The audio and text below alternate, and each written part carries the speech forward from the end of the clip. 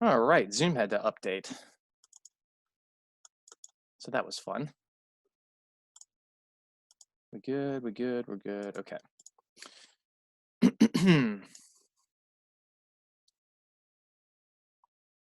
All right. Good morning, everyone. Welcome back to another wonderful day of Math 3 here on the internet. So we did finish 3.5 and 3.6 last class, which 3.5 was on multiplying and dividing sign numbers. 3.6 was honestly on nothing new. It was just using order of operations with sign numbers, with fractions, with decimals, throwing everything into one big mixing pot. So again, on a technical level, there was nothing new in 3.6. 3.5 was the last bit of new material we had. But that's not to say that we didn't see new stuff in 3.6 because we put everything together. So you had to be on your, you had to be careful. I don't know what I was getting ready to say. You had to make sure that you did everything in the right order. Sorry about that pause. Didn't want to cough your ears off. All right, so today we're going to be doing 3.7 and 3.8. Now, what we're getting into is the concept of a variable. Now, we have actually played with this concept back in chapter 2 when we were dealing with those percent equations, when we had something like 15 is 10% of what. We ended up having to solve equations like 3x equals 12. And I told you how to do it, but we really did kind of, I like to say beg the question, because I covered a topic that really we don't really talk about until now.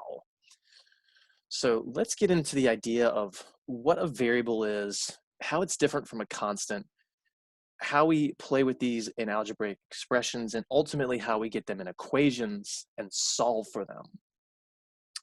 So a variable, oh, that's right, I have let's not have it that way. Let's do it this way. So a variable is a symbol. It's a letter, X, Y, Z, A, used to represent an unknown number that is subject to change. So in other words, we don't necessarily know what the value is. When I say the letter X, maybe I have a specific number in mind, or maybe I don't. Sometimes we are not going to be able to figure out what that number is because it could be anything, or it could just be what we're told to make it. And then other times it has to fit a series of constraints. In other words, we can find the number by doing some math. Whereas a constant is a value that does not vary, i.e., it's a number. Constants are 7 or 12 or -3 or pi. Those are all constants. And then an algebraic expression, this is just a collection of variables and constants. Something like 3x plus 5, that would be an algebraic expression.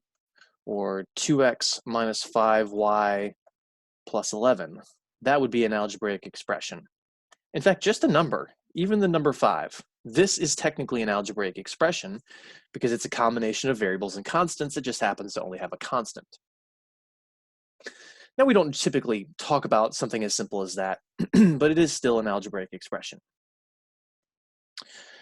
So 1 and 2, they say to evaluate the algebraic expression for the given values, z minus 10, where z is equal to 12.2. So when they ask us to evaluate an algebraic expression, what that means is we plug in the given numbers. And then we simplify. All we're doing is plugging in numbers and simplifying.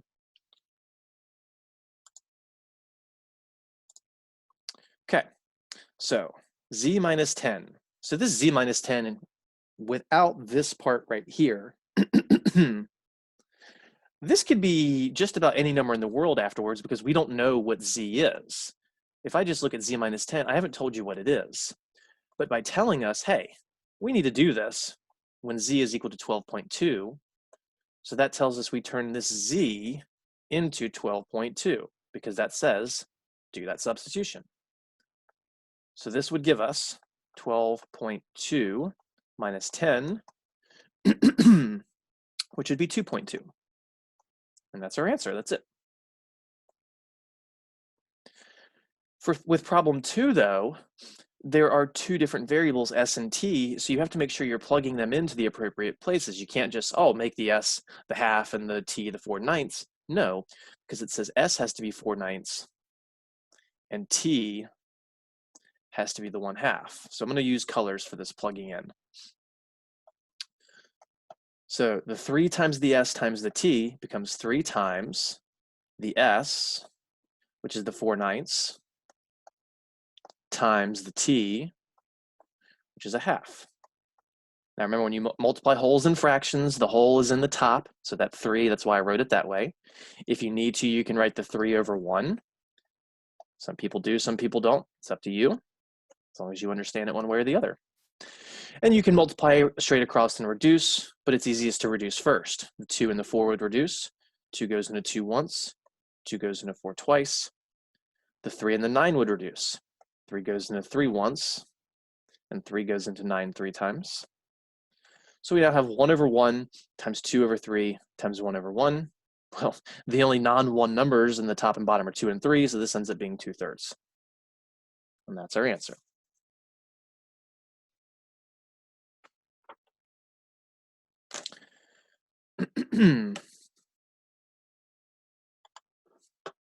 So when they ask us to evaluate an expression, it means plug in the given numbers and simplify it as much as you can. That's all you have to do. These can be very simple. These can also be very ugly, depending on how ugly the expression is and how many things there are to plug in. Sometimes you'll have to plug in the same letter more than once. All right, so let's scroll down. I'm only going to leave up these properties for just a second because it's not something that we really need to discuss in that great of detail at this level. It's more of a conceptual understanding than, oh, here's a definition, know the word. Nobody really cares if you know the word at this level. It's that you understand that the order doesn't matter. And we've discussed this how many times in class? Dozens at least.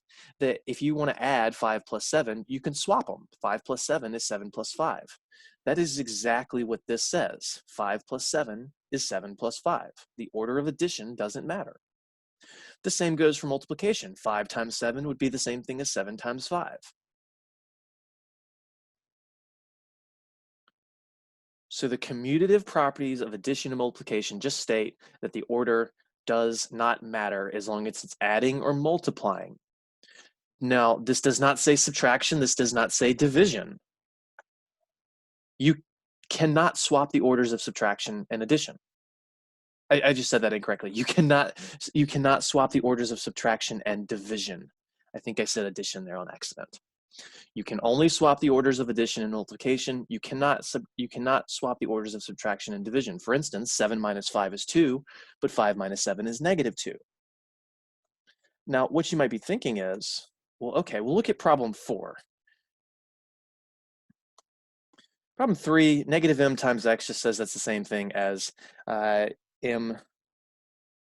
I'm sorry. I got distracted for a second. Negative m times x, that's the same thing as saying x times negative m. You just swap the order. But with a minus 17, that's written as a subtraction, so the first thing you would have to do is change this to adding a negative. Then and only then can you swap the order. So that's just a critical issue right here. You can still swap the orders of subtractions as long as you change it to adding the opposite, adding a negative. So that's kind of a cool feature there.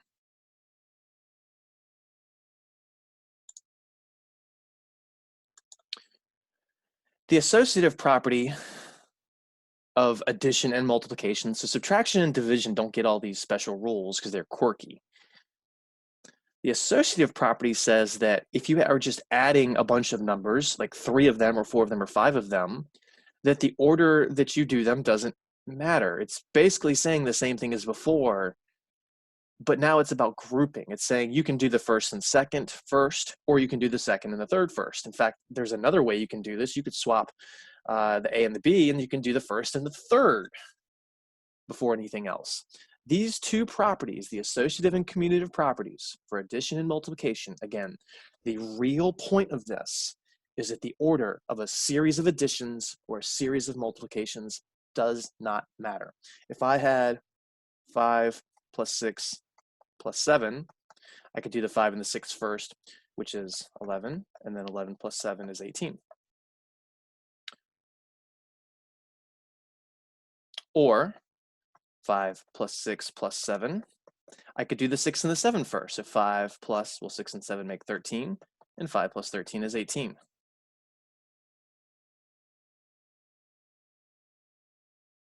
Or you could do the 5 plus the 7 first. 5 plus 7 is 12. 12 plus 6 is still 18. The order does not matter. Oh, that's fascinating. I just learned something. If I don't hit the annotate button, I can scroll, but this text, I don't get color choices, unfortunately. I need to remember that. That's awesome. All right. I love experimenting. That's how you see, that's a great way of learning things, just doing things without knowing the outcome and seeing what happens. Experimentation. Okay.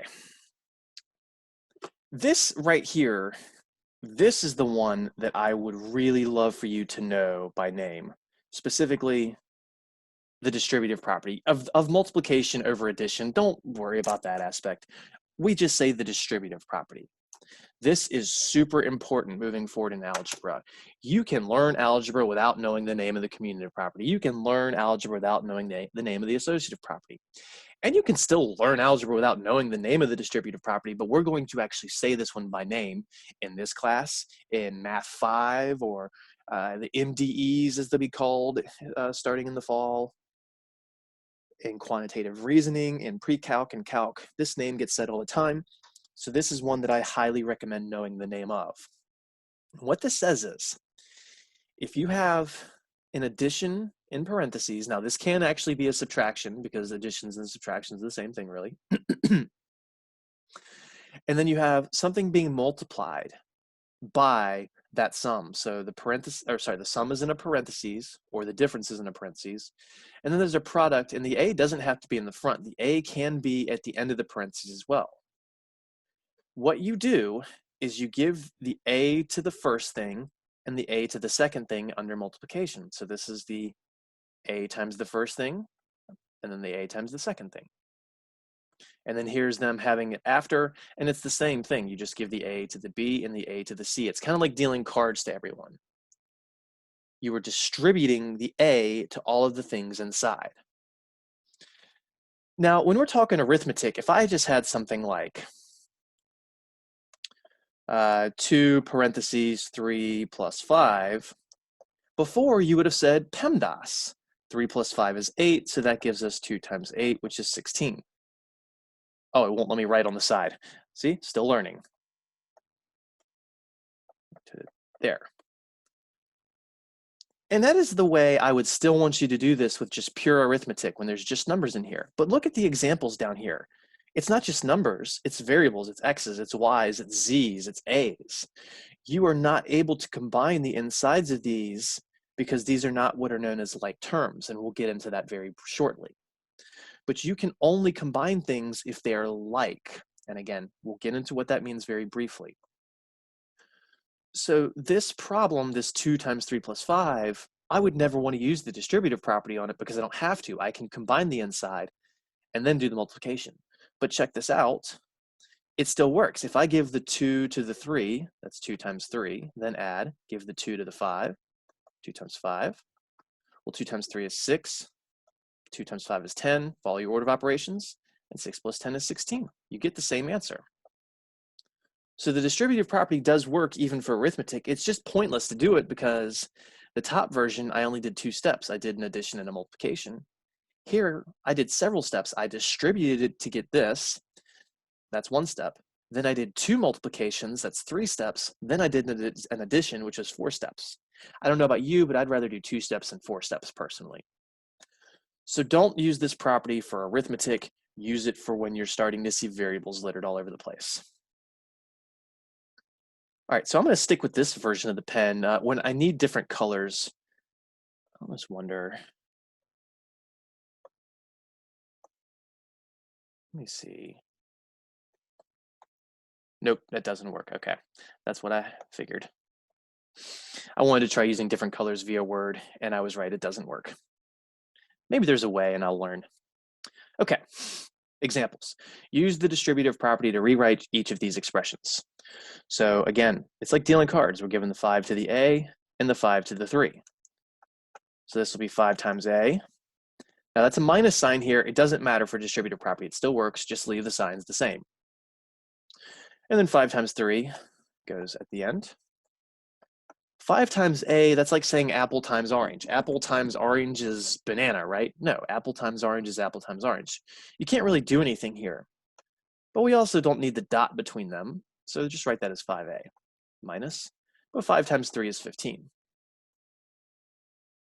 And that's it. That's all you can do with this, is apply the distributive property.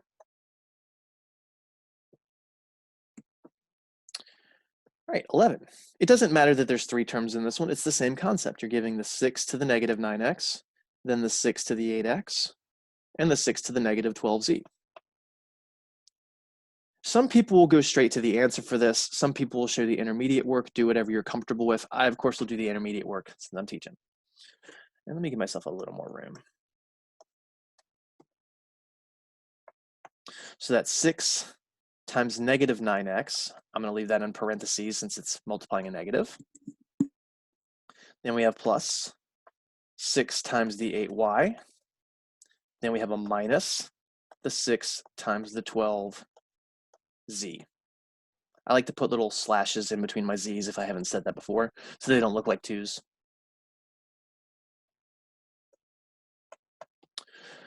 And now we just multiply what we can. The 6 times the 9 times the x, all we know how to do is the 6 times the 9. Well, 6 times 9 is 54, but that's a positive 6 and a negative. Those are opposite signs, so the result should be negative. The x just stays there because we don't know how to multiply a number by x. Then plus the 6 times the 8, we know how to multiply, that's 48. But we don't know how to multiply that by y, so we leave it alone. I feel like this even makes my handwriting a little cleaner. Minus, sorry, I'm really focused on that. 6 times 12 is 72. And then we leave the z at the end. That is as far as we can take this.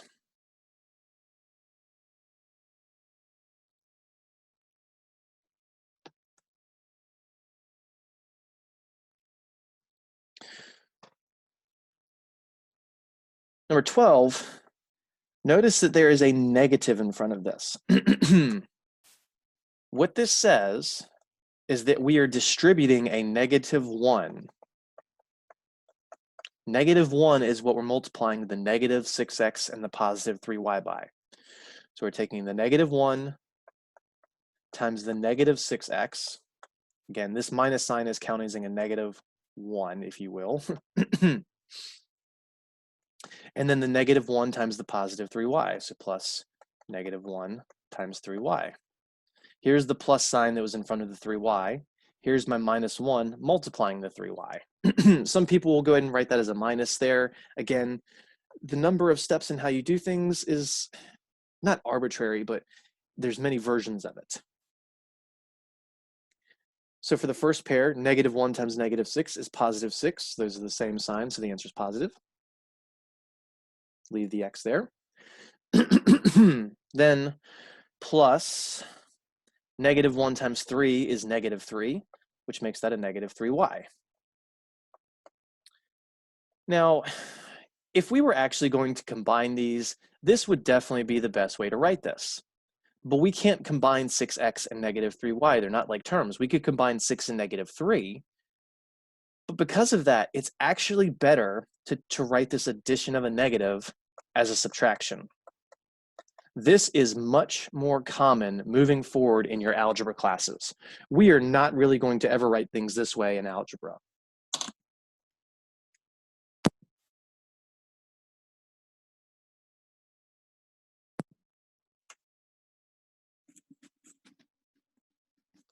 All right, 13, this is going to get a little more interesting. We're distributing a 3/4. That is a 3 on top in case you can't see that because of what I drew earlier. So we're taking negative 3/4 times the 2x. Then there's a minus in front of the 16. So this minus in front of the 16 is this minus.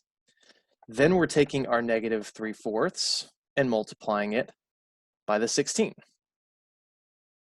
And again, there are several different ways that these two minuses can be written as long as you have two minuses written there somewhere. Now this we can clean up quite a bit. First of all, that minus and that minus are going to cancel. So that's going to make it a plus, if you will. And then second of all, you have a 2 in the top and a 4 in the bottom of this bit right here. So I'm just focused right here. There's a 2 in the top and a 4 in the bottom, and they can reduce. So that 2 would go into 2 once, and 2 would go into 4 twice. So this is really negative 3 over 2 times 1x. Then I'm going to say these two negatives cancel, so that's a plus 3/4 times 16. So I've reduced the first fraction and I just accounted for the signs in the second part. But also 3/4 times 16 would reduce. 4 goes into 4 and 16. 4 goes into 4 once, and into 16 4 times. Oh, that's right, I can't go that far. Excuse me. So now I'm down here. Anything times 1 is itself, so negative 3/2 times 1 is negative 3/2. But the x is still there. Plus, this is 3 over 1 times 4. 3 over 1 times 4 is 12. 3 times 4 is 12. With a 1 in the bottom, you don't need to write it.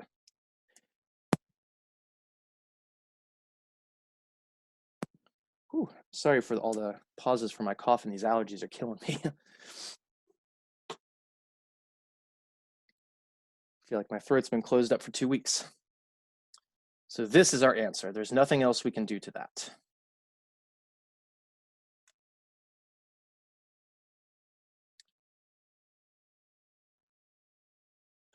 Okay, so again, out of the associative, commutative, and distributive properties, as long as you understand what those first two things mean, I don't care if you don't know the name personally.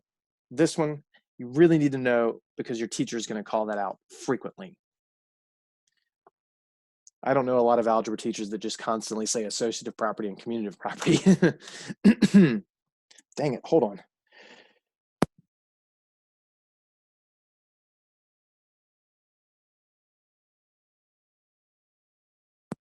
Ooh, that was a bad one, excuse me. All right. So I mentioned something earlier called like terms. Let's actually get into what that is.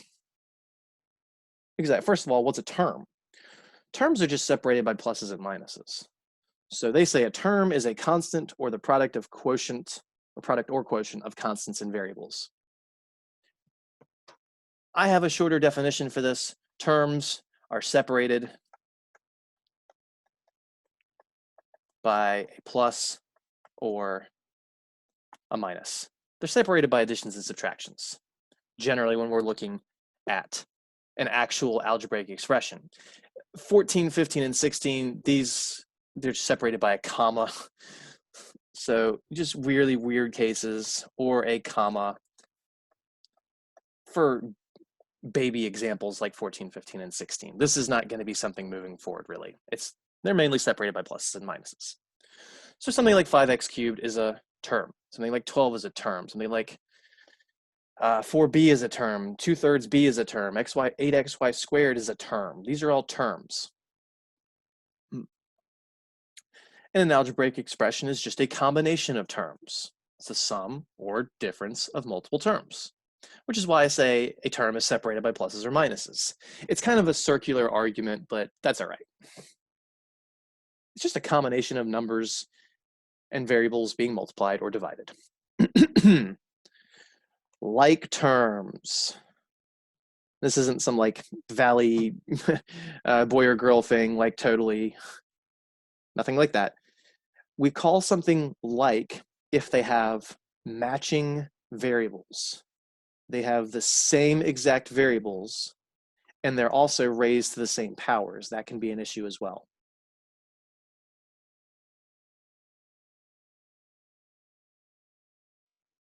Like terms have matching variables, and if there's any exponents, the exponents match as well. It's like saying an apple is like an apple, or an orange is like an orange, but an apple is not like an orange. Our variables here would be apple and orange. So 5 apples plus 7 apples would give you 12 apples. They're the same thing, so you can actually combine them. But if you had 5 apples and 7 oranges, I can't say there's 12 apple oranges. That makes no sense. There's no apple orange in existence. You just have 5 apples and 7 oranges. They're in different piles. They're different things. So you can't squish them together in one statement. So we'll learn how to combine like terms, and it's basically what I just said, except instead of saying words like apple and oranges, you have variables x's and y's. So which of these terms are like? 4b and 2/3 b. Well, that's a b, that's a b. So they're like.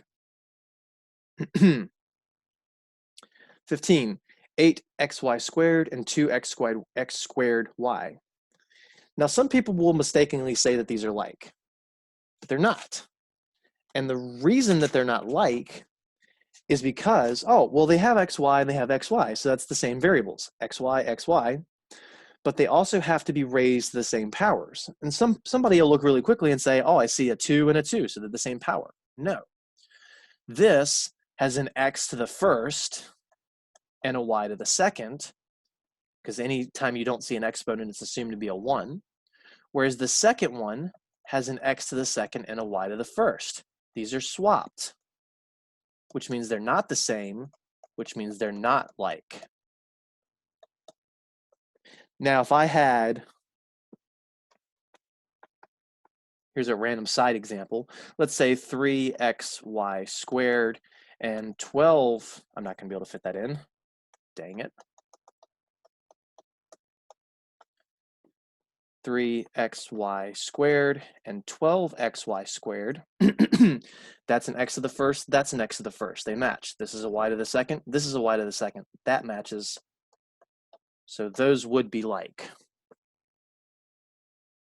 There's a major difference between 15 and this random side example I did.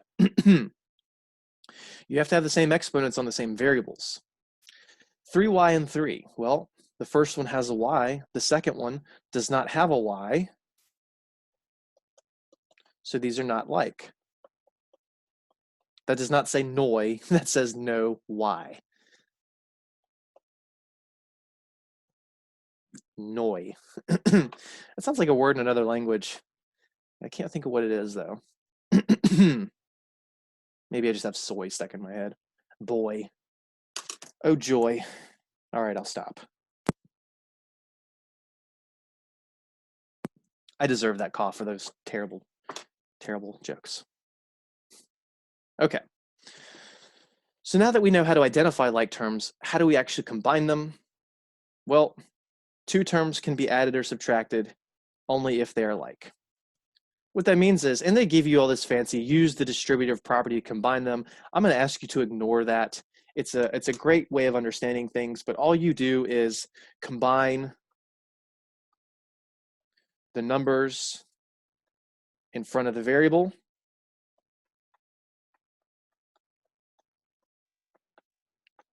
Then keep the variable the same. If you have 5 apples and you add 7 apples, you get 12 apples. Some people will say 5x plus 7x is 12x squared. But I didn't say 5 apples plus 7 apples is 12 apples squared. I said 5 apples plus 7 apples is 12 apples. The word apple is literally meaning the same thing as x here, So 5x plus 7x would be 12x. So don't just magically start changing exponents here. Now you might be saying, well, I learned in algebra that the exponents can change. Yes, they can when you're multiplying x's and y's together. If you have something like an x times an x squared, that's when your exponents change. And in that problem, it would be x cubed, but we're not going to talk about that in this course, so let's not focus on it.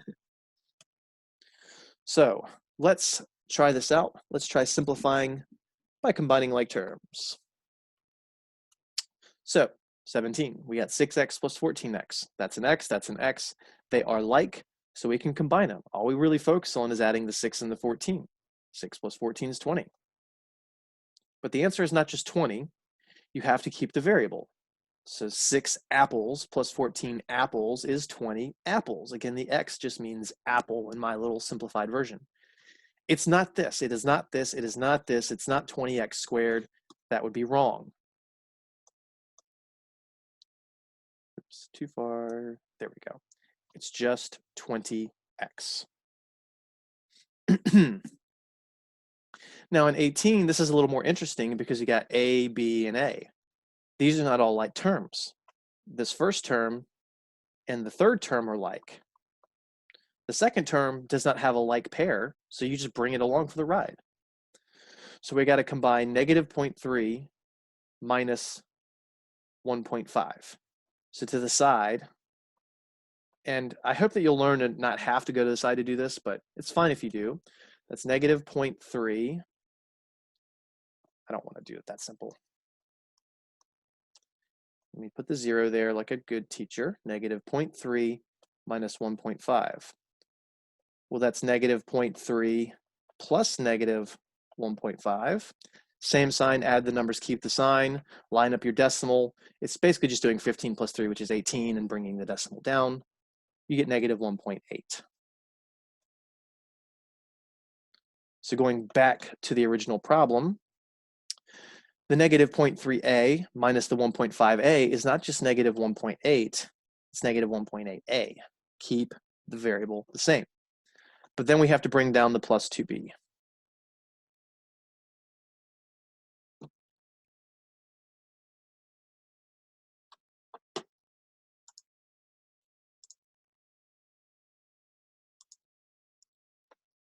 Yeah, I really wish the color worked. That would be great. All right, we'll do 19, but we're going to skip 20 in the interest of time. 12 minus 6x squared minus 8 plus x squared. There are two different pairs of like terms this time. And I really wish I had different colors for this. But the negative 6x squared and the plus x, those are like terms. They both have x squareds. So we can combine them. Now, note, x squared, if you don't have a number in front of a variable, it's assumed to be a 1. So that's really 1x squared. So that's doing negative 6 plus 1. Negative 6 plus 1. Those are different signs, so we subtract and keep the sign of the larger. Now, by now, remember, homework's already due by today, so this is where we're supposed to already be experts at this. You're supposed to have practiced it 50, 100 times in theory if everyone was doing their homework. Sigh. Do your homework. Negative 6 plus 1 is negative 5.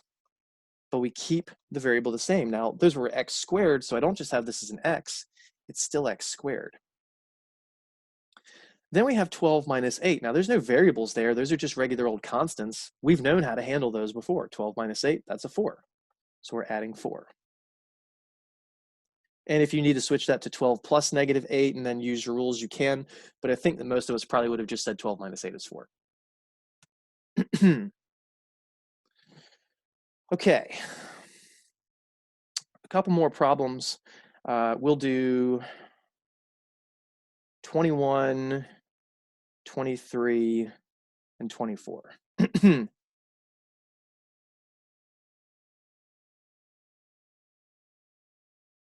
And 26. We need to do 26. Okay.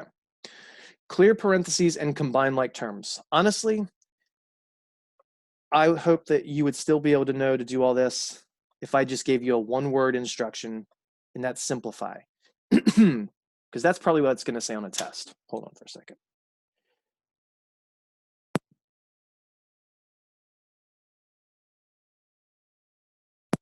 Okay. And they're telling you the order to do things, but again, ultimately, you need to know the order to do things. You might say, oh, well, let me try combining like terms, but there's no like terms right now. Well, oh yeah, sure, the 8 and the minus 43 are like, but here's the problem. The 8's inside of a parentheses, the minus 43 isn't. So that's kind of an issue PEMDAS-wise. So we need to distribute first. So we'll take the 3 times the x and the 3 times the 8, which will give us 3x plus 24. I'm going to go ahead and do that multiplication. 3 times 8 is 24, 3 times x is 3x. but then the minus 43 is brought down with us. Now we CLT combine like terms. 3x does not have a like term, so we just bring it down. The 24 minus the 43, if you need to rewrite that as 24 plus negative 43, be my guest. But again, you're not always going to see everybody do a rewrite from here on out. So that's different signs, subtract and keep the sign of the larger. 43 minus 24 is 19. But the 43 is bigger, which is negative. So that's supposed to be a plus negative 19. Or 3x minus 19 is really the better answer. Again, in terms of algebraic expressions, no one really likes to write adding a negative. They prefer just have it as a subtraction. We only write adding a negative for us to do operations ourselves. 23 is interesting because we have this negative 9 to distribute. Now, we saw this issue earlier when we multiplied out a negative. This is going to change all of the signs in the parentheses. Distributing a negative will always change the signs in a parentheses. I'm going to make that note over here just for lack of room. But distributing a negative changes signs. Distributing a negative changes signs. Not to the stuff in front of it. The negative 16 stays minus 16. So we're distributing a negative 9 to the 21. Negative 9 times 21. So that's a negative times a positive, which means the answer should be negative. And 9 times 21 is 189. So I can write plus negative 189 if I like. Or I could have written out just minus 189. That is up to you ultimately. Then we have this negative 9 times this negative 2, which is a positive. Those are the same signs, so positive. 9 times 2 is 18. And we keep the n with us. Negative 16 plus negative 189, those are the same sign. So we're going to add them and we're going to keep the sign. And 189 plus 16 is 205. But we keep the sign, so that's negative 205 plus 18n. And that's our answer. Or we typically write variable terms first. So if you would prefer to write the plus 18n first, then the minus 205, that is also acceptable. But Mr. Beckner, it was a minus and then a plus. Why did you change the signs? Because the signs go with the numbers. This minus is attached to the 205. So if I want to write it second, I have to attach that minus to it. The 18 is positive, so there it's positive. I'm going to have to write really small for 24. All right. We got two distributions to do with 24. We got to give the 3 to the first parentheses. 3 times 5 is 15. That's a positive times a negative, so that's negative 15. Keep the y. 3 times 2, that's a plus 6 next. So that was distributing the 3. Next, we need to distribute the 7.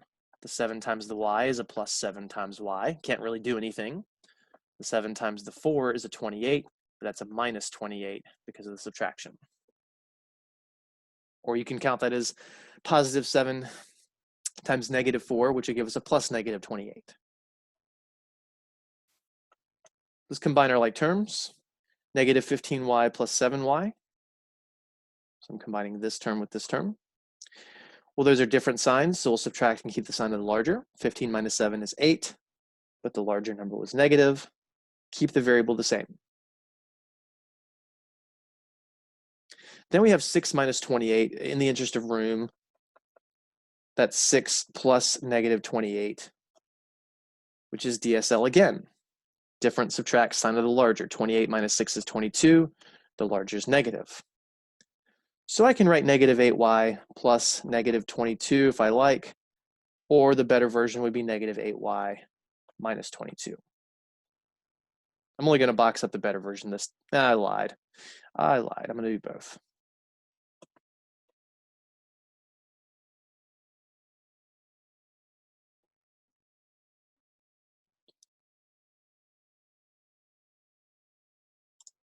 wait a minute. I do have options for other colors. I have to go to draw. Noted. There it is. This is awesome. All right. Sorry, I get excited over simple things. Okay. So now we're going to do 26. Is this going to be enough room? I'm going to use this whole space. So this will be 26. So the 5x stays 5x. Now we got a bracket and a parentheses. We need to do this distribution first. We need to distribute the 2 first. So color, yes. So in red, I'll show the distribution of the 2. Work inside out. So I'm going to leave the -3 alone. I'll leave the bracket. I'll leave the x alone. But now I'll show the distribution of the 2, the most inside thing. So 2 times 3x, that's going to give us a plus 6x. Then the 2 times the -6. You can say that's plus a -12. I'm just going to go ahead and write it as -12 though. So again, I focused on the inside first. Then we can combine our like terms inside of this bracket, x plus 6x. Remember, there's an imaginary little 1 in front of this. So the 1x plus the 6x, that's going to give us 7x. Leave everything else the same. So 5x minus 3 bracket. 1x plus 6x is 7x. Leave the -12. Okay. Now we're going to distribute the -3. Got to give that to the 7x, and we got to give that to the -12. So we're distributing a negative, which means all of the signs will change. That's just a shortcut. You can go through all that multiplication of sign numbers if you want, or you can use the shortcut. It's up to you. Now the 5x stays. But now we have a -3 times a positive 7x. That gives us a -21x. Then we have this -3 multiplying a -12, which is positive 36.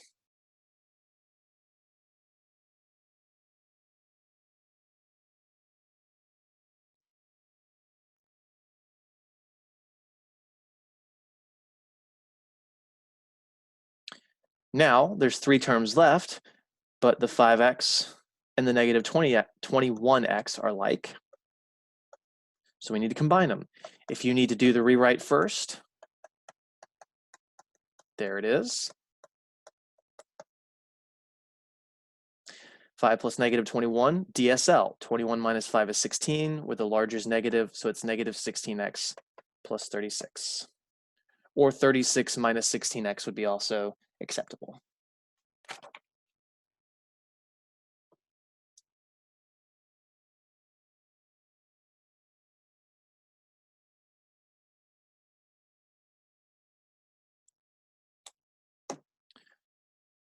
Okay. And that is 3.7.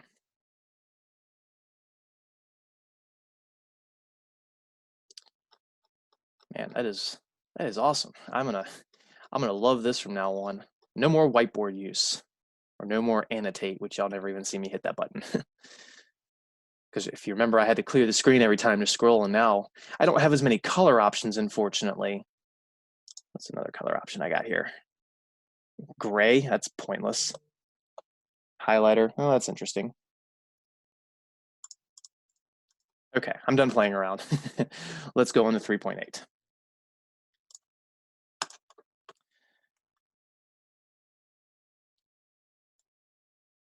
Solving equations with the addition property.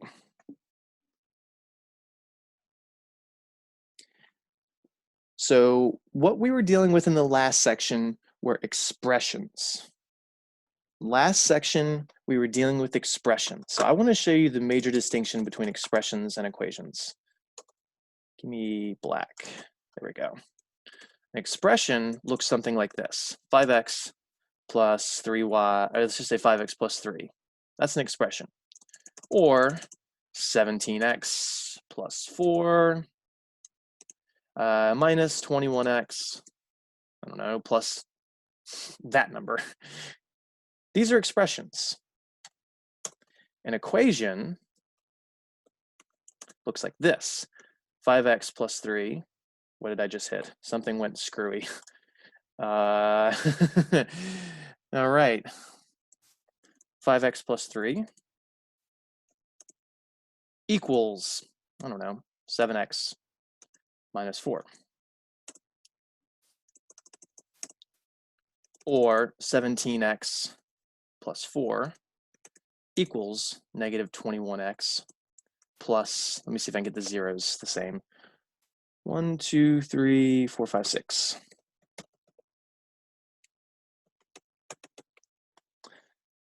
So what is it that equations have that expressions don't?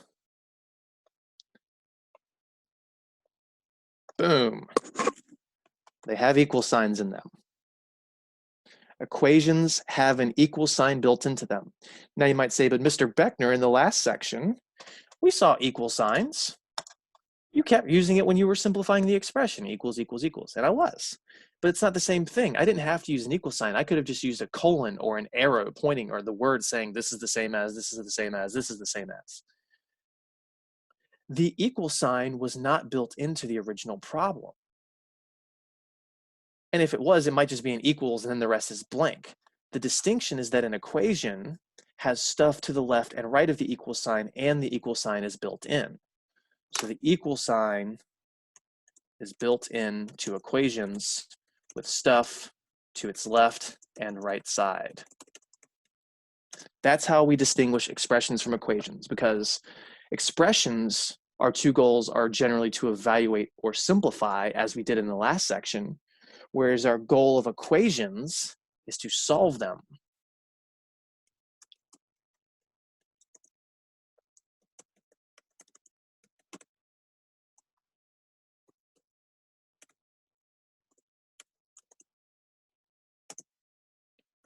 And sometimes just to check them. And check them, in fact. It could also work if you don't trust yourself. All right. So an equation is a statement that indicates that two quantities are equal. All equations have an equal sign. A solution to an equation is a value of the variable that makes the equation a true statement. So the equations that were dealt with in this class, they will always have a solution and they'll always have one solution. That is not true in all algebra classes. Equations can have no solutions. Equations can have more than one solution. In fact, equations can have infinitely many solutions.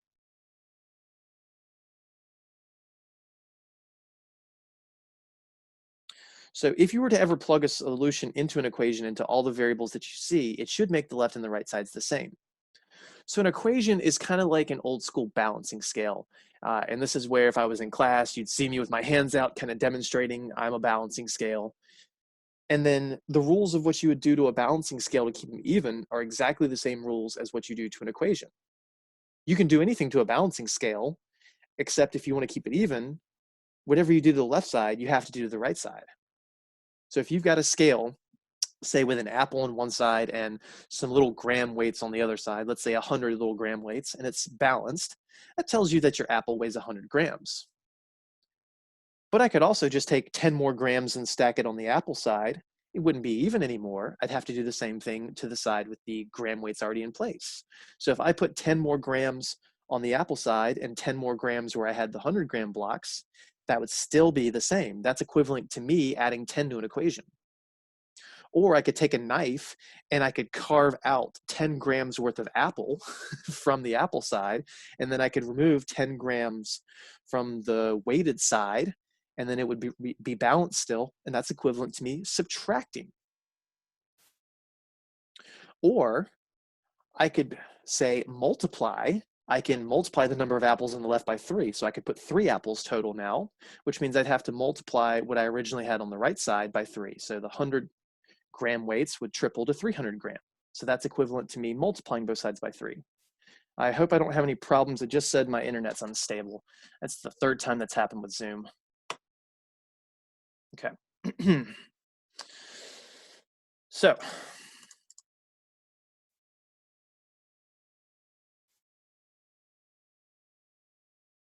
we're going to get into the actual solving stuff soon, but let's first just practice the checking to seeing if a solution actually works or not.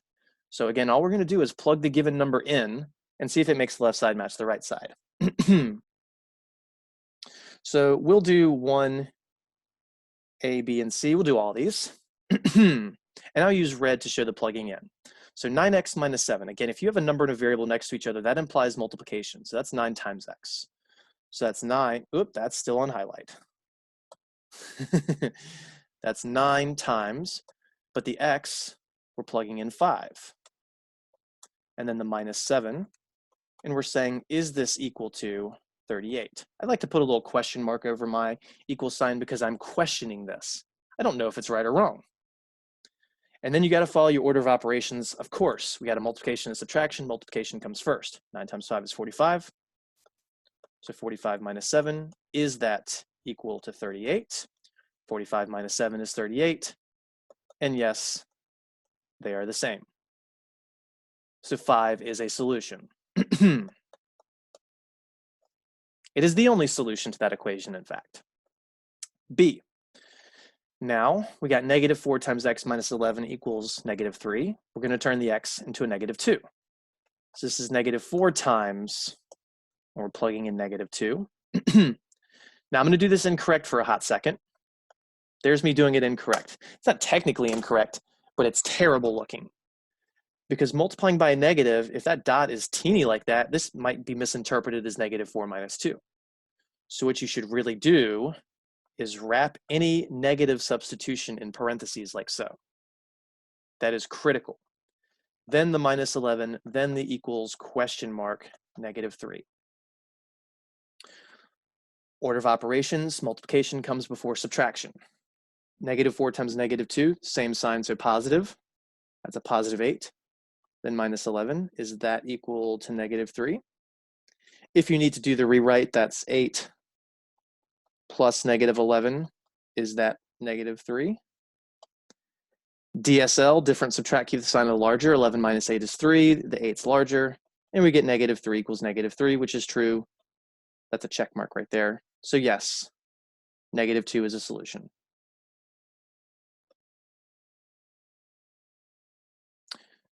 Finally, we got C. This time we're plugging in 7 into this equation. So that's negative 8 times, and I'll show the plugging in with red, 7. Love it. Then a plus 35, is that equal to negative 9? Again, order of operations. I'm not doing the multiplication because I see it first. I'm doing it because multiplications come before additions. 8 times 7 is 56. These are opposite, so the sign is negative. So that's negative 56 plus 35. Is that negative 9, though? DSL, different subtract sign of the larger. 56 minus 35 is 21. The larger is negative, so negative 21. And this is a big fat no. Negative 21 is not negative 9. So no, 7 is not a solution. So that doesn't balance our scale.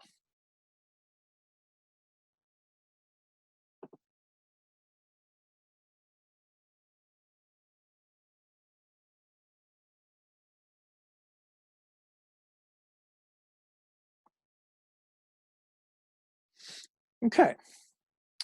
With example 2, A, B, and C, it asks us to identify if they're expressions or equations.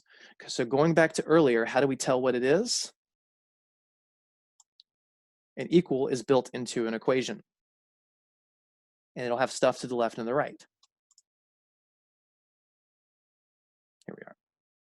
So 17x plus 21 equals negative 2. There's an equals. There's stuff to the left and the right. So that makes it an equation. B, 3 times 2x minus 1, then a minus 5x. I don't see an equals anywhere, which automatically tells me this is an expression. But I want you to be careful. I could actually build an equal sign into this because it could just be a teacher saying, you know, hey, tell me what is this equal to? But there's nothing on the right-hand side. So an equation has the equal sign and stuff to the left and the right. So even if I write that equals there, let me write it a little lower so it looks like it's built in. even if I have an equals there, if there's nothing to the right of it, it's still an expression. And then C, there's an equal sign, there's stuff to the left and the right, so that is definitely an equation.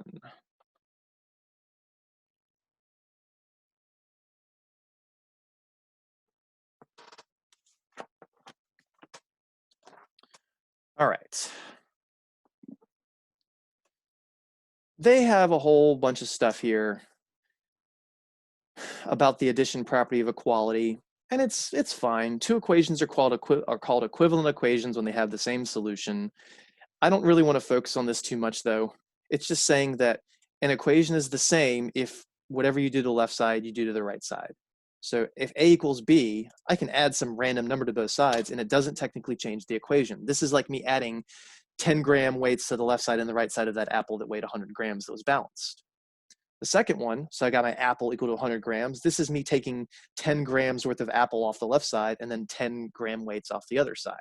So I'm subtracting equivalent numbers from both sides. I want to give you a couple sentences that best summarize this.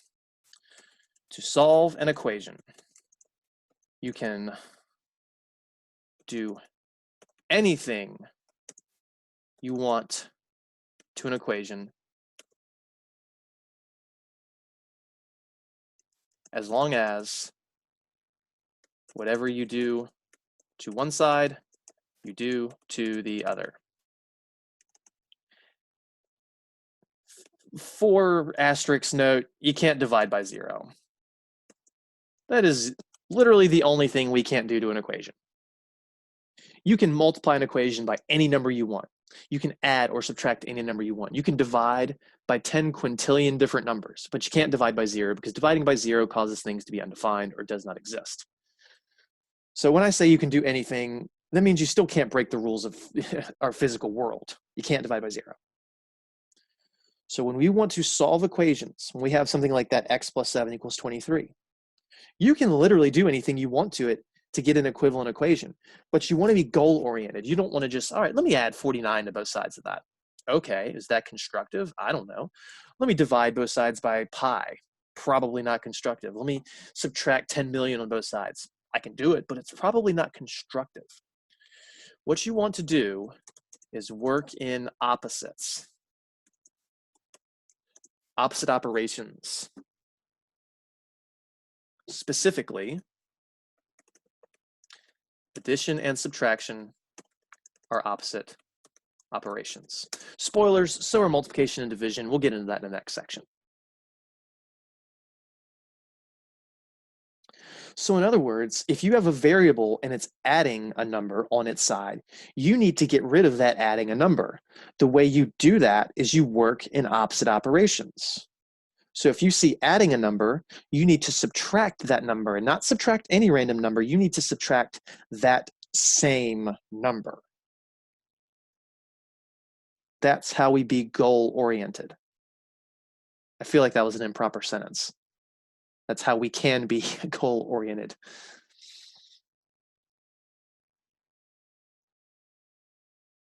So what can we do to an equation? Literally anything we want with the exception of divide by 0. As long as whatever you do to one side, we do to the other. Our goal is to isolate the variable. That sounds fancy. All it means is get the x by itself, or whatever letter it is. You need to see x equals, not x plus a number, not x minus a number, not x times a number, not x divided by a number. X by itself. It doesn't matter what side the x is on. It can be on the left side or the right side. It doesn't matter if it's another letter like P or Y or Z. I'm just using the letter X arbitrarily here. Could have been any letter. So let's try this out. We got 15 minutes left. We might actually be able to finish the section. I might do a couple at the beginning of next class. I don't know that I want to finish today. Okay, draw.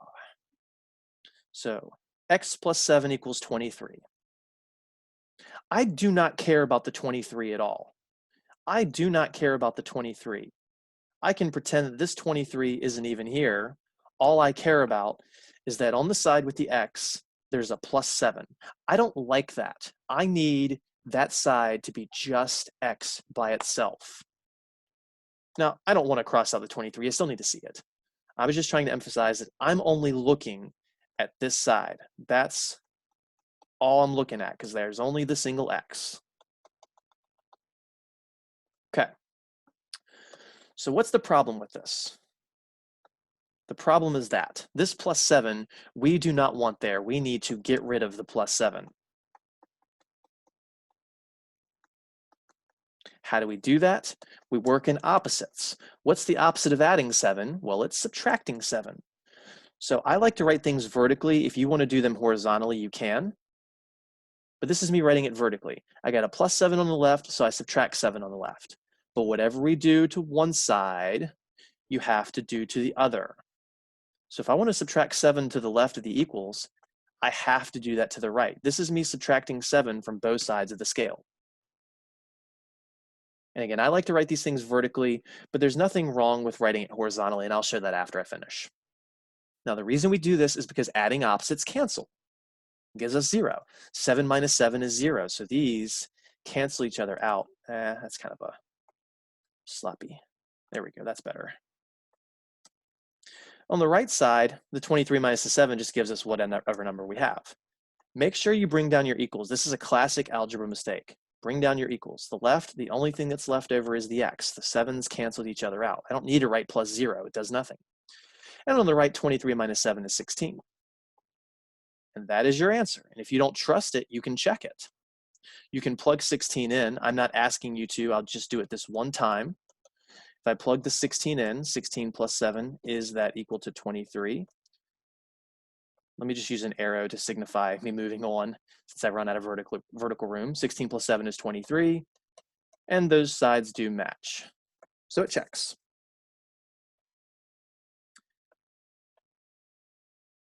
The alternate way to write things, we have our x plus 7. I'm going to leave a little space, then equals 23, leave a little space. We can subtract the 7 in a horizontal manner, and then the 7 minus the 7 still cancels, and it still gives us x equals 16, the same answer. I don't care if you're writing vertically or horizontally. If you can get the answer without showing your work, then that's awesome. And a lot of these only have one step, and sometimes the arithmetic is simple, sometimes it's not as simple. So just be careful, show as much work as you have to. Don't be lazy, don't try and take shortcuts to be lazy. Do what you have to do to get it right so that you can pass the homework, pass the quiz, and pass the test to pass the final. B,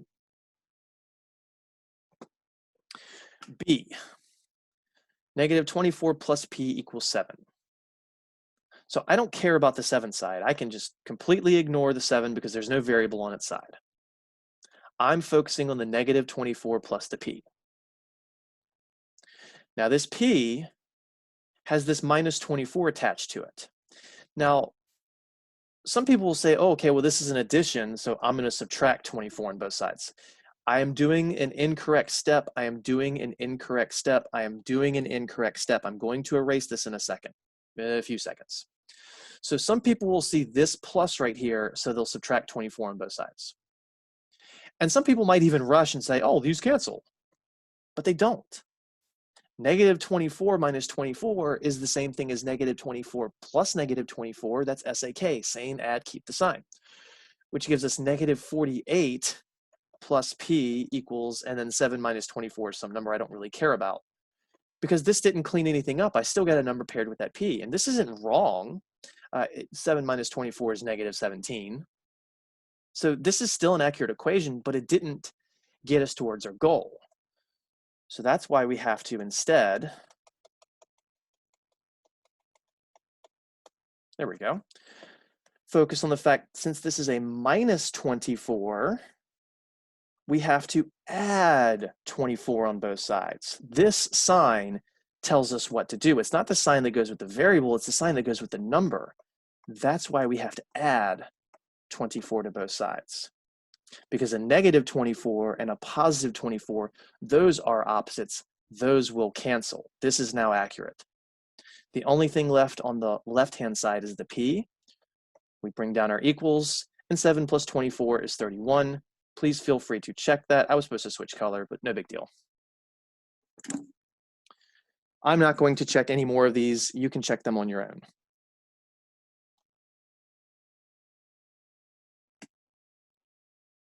So we're always working in opposites. Pay attention to the numbers sign, not the variable sign. The numbers sign. Okay. 41 equals negative 67 plus t. They even try and throw us off with this one again. So we got the number in front of the variable. So this minus 67 is what we should really be focusing on. I don't care about the 41. 41 doesn't have a variable on its side, so that doesn't tell me what to do. The negative 67 is in the same room as the variable, and we need him or her to be gone. So the minus 67 tells us what to do because that's a negative. We want to add it to both sides. On the left side, 41 plus 67, well, 1 and 7 make 8, 4 and 6 make 10, so that's 108. Bring down your equals. The 67s cancel because they're opposites, and we bring down our variable of t. That's our solution.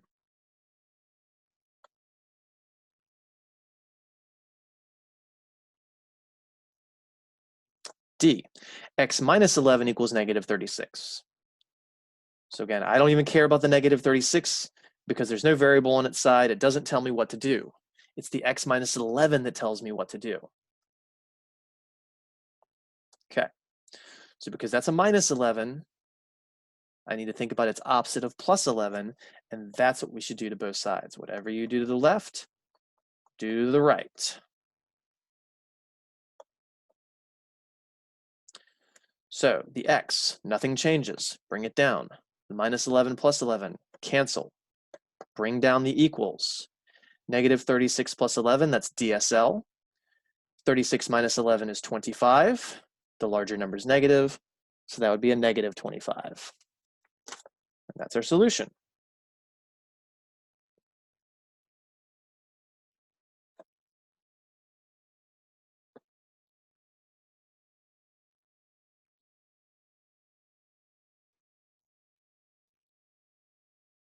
Okay.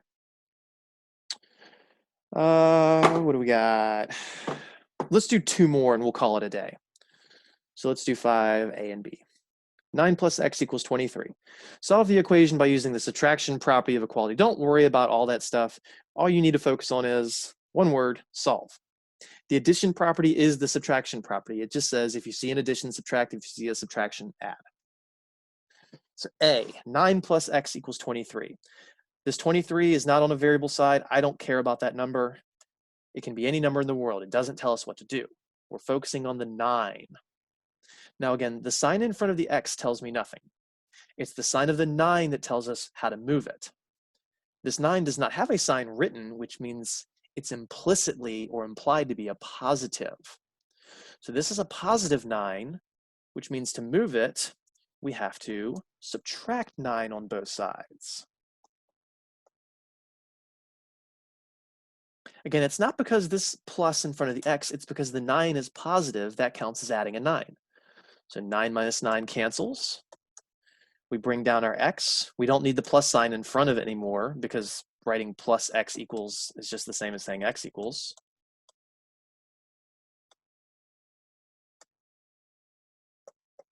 And 23 minus 9 is going to give us 14.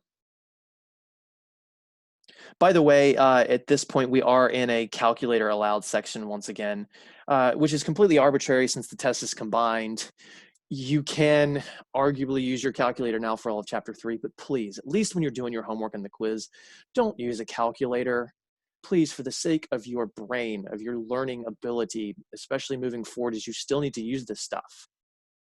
Don't rely on your calculator to do simple arithmetic operations with sign numbers. You need to know those rules, especially if you're going to be going on to pre-calc 1 eventually.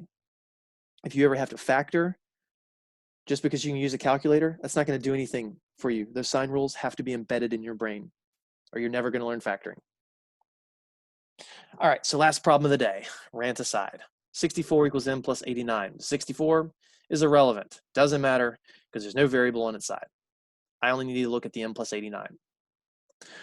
Well, that's a plus 89, so to move it, we subtract it. So we will subtract 89 on both sides. Whatever you do to one side, do to the other. Make sure you bring down your equals. Some people like to do that first to make sure they don't screw it up. 64 minus 89, maybe you go to the side and write that as 64 plus negative 89. DSL, 89 minus 64, subtracting the larger and the smaller. 9 minus 4 is 5. 8 minus 6 is 2. The larger is negative. So 64 minus 89 is negative 25. Then we bring our m down. Nothing changes there. The 89s cancel. Boom, we're done. But Mr. Beckner, the m's on the right and not the left. That matters. Absolutely not. I said earlier, it does not matter which side your variable is on. Just think about that balancing scale being in front of you. The apple is on the left and the 100-gram weights are on the right. Now imagine me taking that scale and rotating it at 180 degrees in front of your faces. Did anything really change? No, it's just now the apple's on the right instead of the left. It's irrelevant. It still says the apple weighs 100 grams. This still says the m is negative 25, whether it says negative 25 equals m or it says m equals negative 25. All right, so I'm going to call it a day there. We just came shy of finishing this section. We've been doing really good with this chapter, knocking out 2 sections a day, but I kind of anticipated this one to be a little longer. I wanted to take my time with this stuff because we're introducing more complicated concepts. So just a few more problems next time, and then we'll be able to move on to the next section. I'm still going to say, why did I do that? Where are we? So 3.7 is due next class by midnight. 3.8 will be due the class after. So I do have in Connect 3.8 due the very next class, which would be Tuesday for my Tuesday, Thursday classes, and then it'd be the Wednesday for my Monday, Wednesday classes since this lecture is for Monday. But I will change that right now. So 3.7 will be due next class. Tonight, 3.5 and 6 are due. Next class, it's 3.7, and then the class after that will be 3.8, 3.9, and possibly 3.10, depending on where we get. I'm not anticipating that many, though. So, my usual rants. Do your homework. I've been logging in and looking at how much time y'all have been spending on Connect, and it is abysmally low. I sent an email out saying that I needed a response from every single student. I have not heard from more than half of you. So if you don't respond to that email, there are going to be consequences to that. And I'm not going to say what they are yet, but there will be consequences. So this is your last chance. If you did not respond to that email saying every student must respond, even the students who are kicking butt and staying up with the pace, taking their homeworks, taking their tests, passing, I still needed a response from them just because I didn't want to discriminate. And I appreciated everyone who has responded. Thank you. And please email me, please contact me. I miss talking to some of y'all. I'm always happy to help you over homework. Remember that the tutoring center is available for distance tutoring, for virtual tutoring. I sent an email with that link out. They've told me that people aren't really showing up for that, and I don't know why. I mean, if you can attend the class via Zoom, you should be able to attend tutoring via Zoom, I hope. I know we have complications in our lives, but I hope that you can get the help that you need. I hope that you can pass this class, because this is still a pass-fail class. It will not affect your GPA if you fail. That hasn't changed. But I think that some students are thinking that that whole grading system change is not going to negatively impact them in here, but we're not under that umbrella. That's for credit level classes. This is not a credit level class. So please make sure you understand what is necessary of you. If you don't pass the final, you're not going to pass this class. That rule is still in effect. Nothing changes there. And I have very, very few people right now who have completed test 2B and I would say are on pace. So you have got to get your act together. What I'm trying to do with this course is I'm trying to get these lectures done so that we have maybe 3 days at the very end to just do a big general review, maybe even open up these class times for questions or something like that. I'm not sure what I want to do yet, but I am going to have the last couple days for review.